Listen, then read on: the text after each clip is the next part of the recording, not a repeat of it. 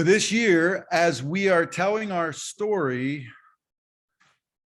the most often told story of a Mennonite is that of Dirk Willems in 1569 in Holland. That was a troubled time because of this man, the Duke of Alba from Spain. Doesn't he almost look like trouble? He was cruel and proud, and even worse, his cruelty and pride had little to limit them because he was the greatest general in Europe in his day. He led Spanish armies into France and Italy, forced Paris and Rome to negotiate peace with him. In 1567, so that's 2 years before our story with Dirk Willems, the King of Spain sent the Duke and his army into the Netherlands, which I never knew till this year or this week. Netherlands, nether means the low places, so Netherlands was the low-lying area. Anyway, extra there. The next 6 years, the Duke of Alba was the governor of that area. And it was a time of terror, especially for those who were no longer Catholic. If you remember the Protestant Reformation, this was 1567, 50 years earlier. 1517 was when the Protestant Reformation started. Thousands were executed during those 6 years. The scholars in the Netherlands say 18,000. In the village of Asperen, there in the Netherlands, one who was in prison was Dirk Willems. He was placed in a castle converted into a prison. There was so much terror, so many people being in prison, they had to make new prisons. He was in a castle converted into a prison, and he found a way to escape. He made a rope of knotted rags, and he let himself out a window and onto the ice that covered the castle moat.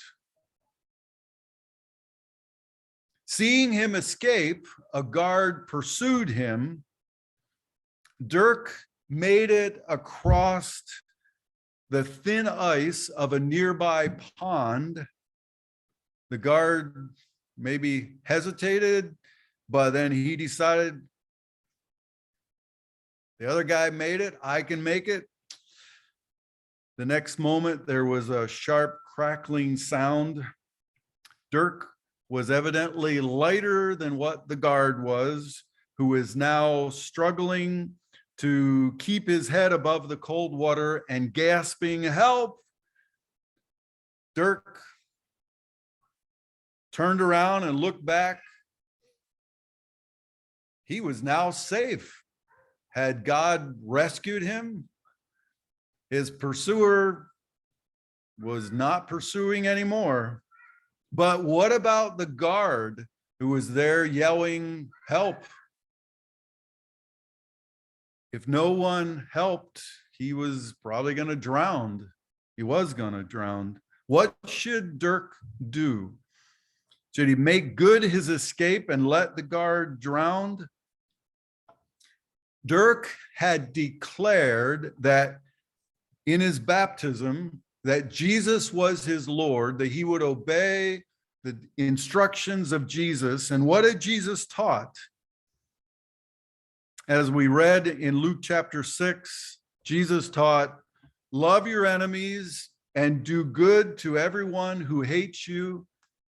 Ask God to bless anyone who curses you. Pray for everyone who is cruel to you. And as we read in Romans chapter 12, quoting Proverbs 25, Scripture says, you can join with me in the yellow, if your enemies are hungry, give them something to eat. And if they are thirsty, give them something to drink. And this will be the same as piling burning coals on their heads. At the risk of his own life, Dirk Willems turned back and rescued his pursuer. What happened next? Martyr's Mirror, which is this big, thick book of martyr stories, starting from the New Testament times on. The account of Dirk Willems in the Martyr's Mirror says, quote, the thief catcher wanted to let him go, but the burgomaster very sternly called to him to consider his duty, his oath. Burgomaster, basically think master of the burg, the chief magistrate of the village. So the guard seized Dirk, led him back to captivity. In those days in Netherlands, probably either Willems or the guard was going to be killed. And this time they put Dirk in a more secure prison. It was a small, heavily barred room at the top of a very tall church tower. This was actually above where the bell was. And his legs were put in stocks. And those stocks, the wooden stocks, are still there to this day. And soon he was led out, and his life was snuffed out by burning at the stake. The inhabitants of present-day Asperen regard Dirk as a folk hero, and they recently named a street in Asperen in his honor. None of them are Mennonites. There's no Mennonite church still there, but they admire one so full of love that he risked his freedom to save the life of a drowning pursuer. What do you think? Should we laud Dirk Willems? Do what he did? Help someone who might turn on us? Can phrase it this way: should we risk our life to love someone who is not loving us? Think of someone that you have a difficult relationship with. If you saw them in need, what should you do? What would you do? Maybe they're sitting alone at school, or standing alone during a break at work, or having a hard time with their family, or being given a hard time by some group that's bullying them. Does Jesus want us to love even those who aren't loving us? If we love them, won't we make ourselves vulnerable? Isn't it a risk?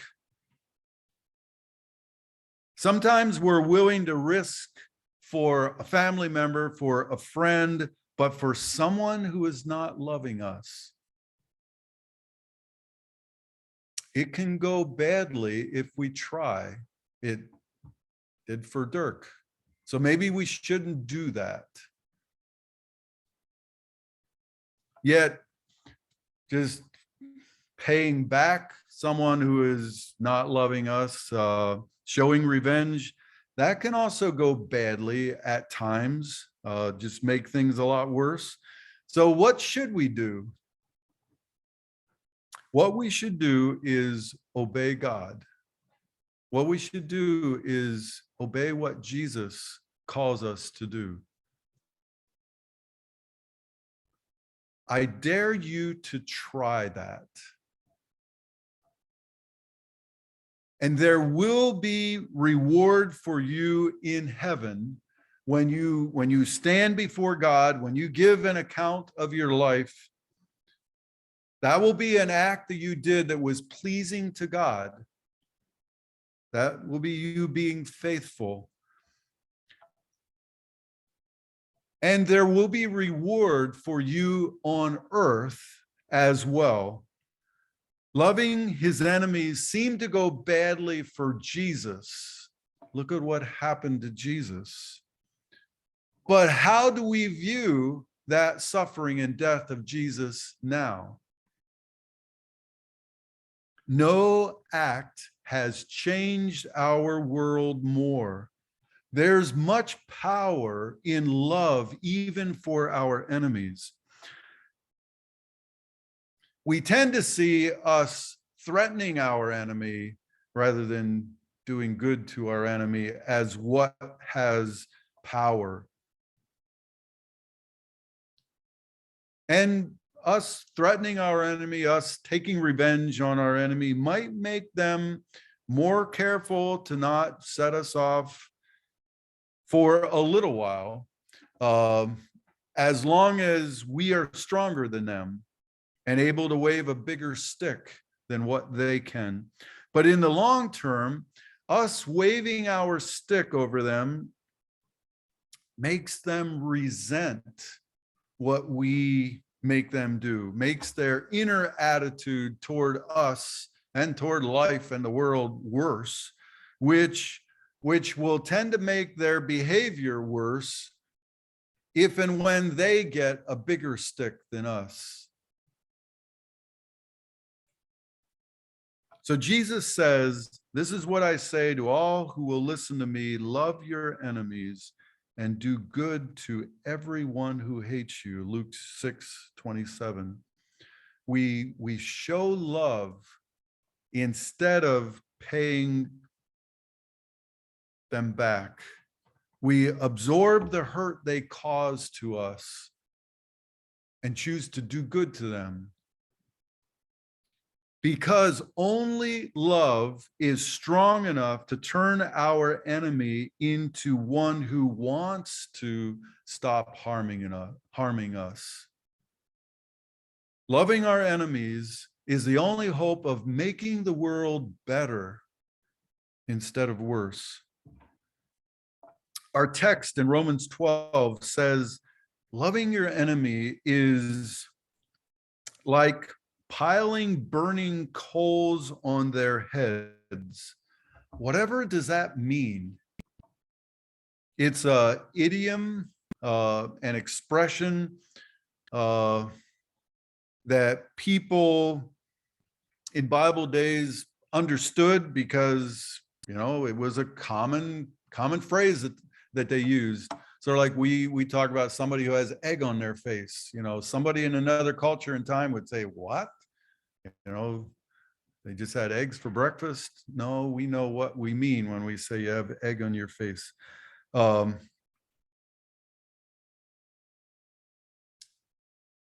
Our sort of immediate impression as we hear piling burning coals on their heads is to think, ouch, that would hurt. But that's the result, or the same as feeding them when they're hungry or giving them something to drink when they're thirsty. So it's not talking about something vindictive, something that harms them.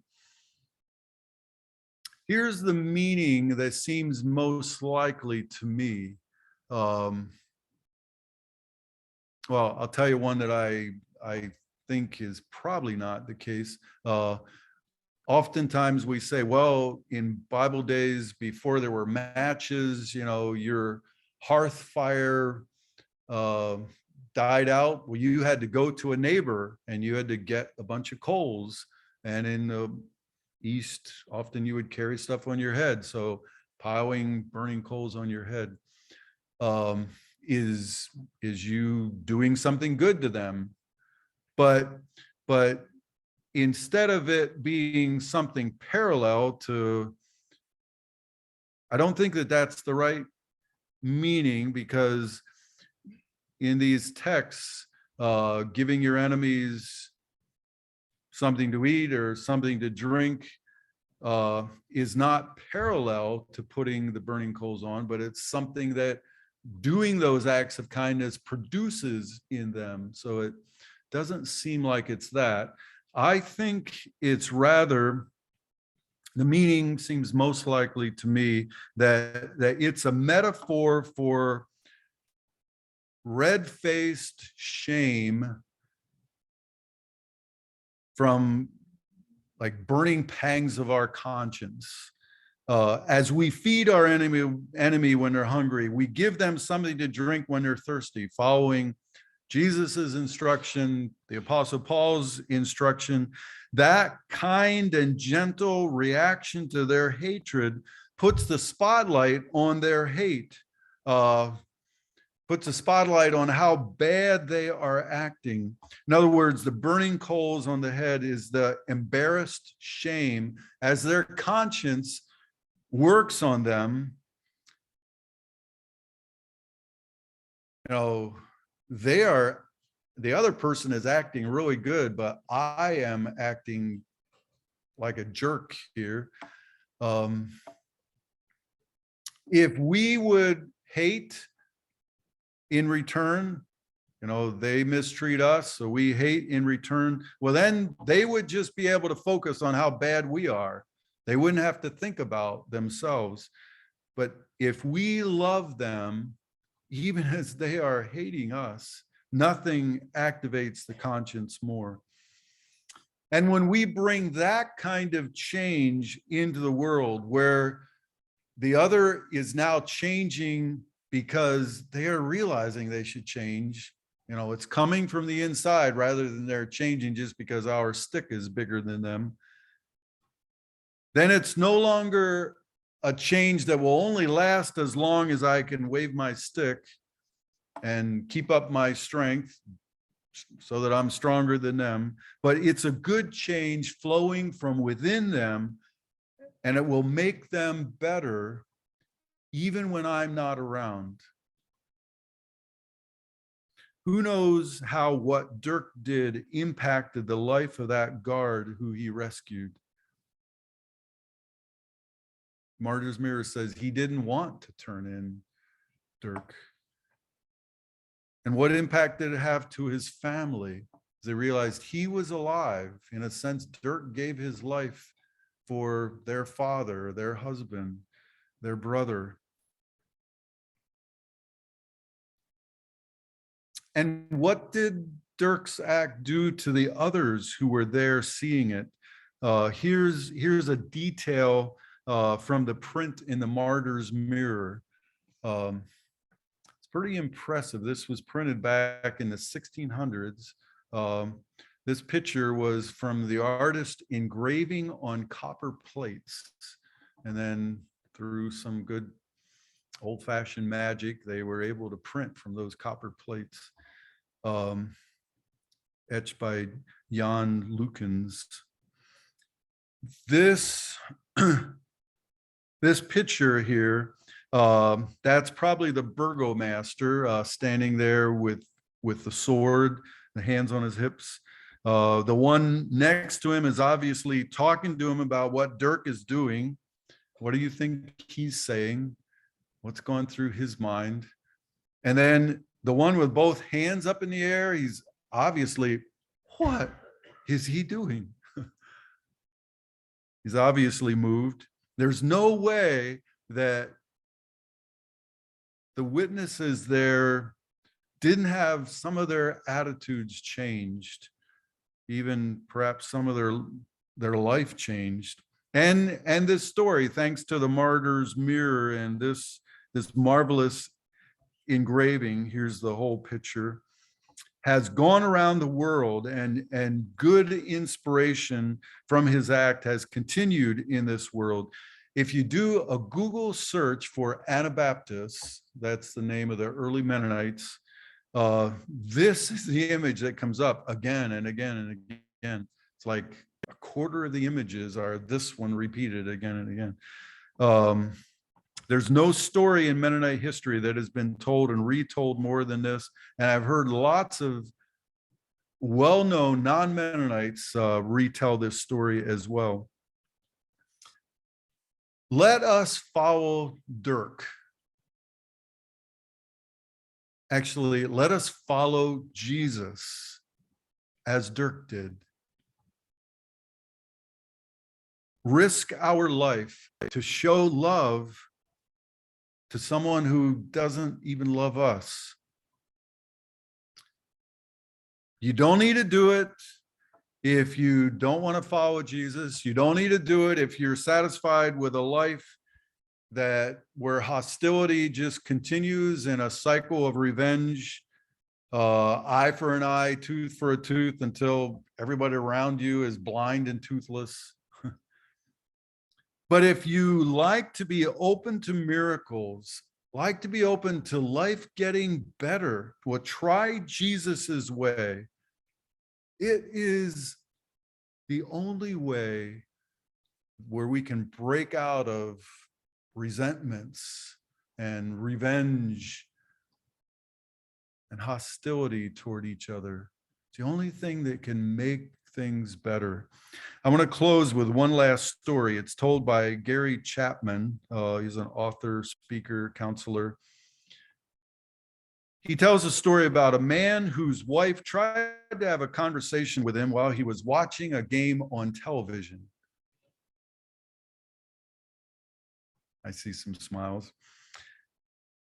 The husband harshly brushed her off, said, "Can't we talk about this later? I want to watch the game." The wife left the room. 20 minutes later, returned with a TV tray with sandwich, chips, and drink, placed it in front of him, kissed him on the cheek, and said, "I love you," and walked out of the room.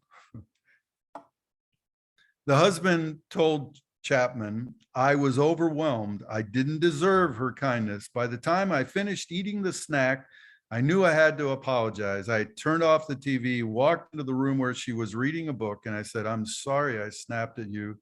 I hurt you.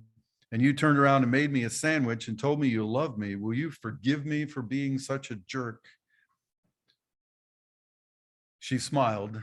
He offered to talk to her immediately and not watch the rest of the game.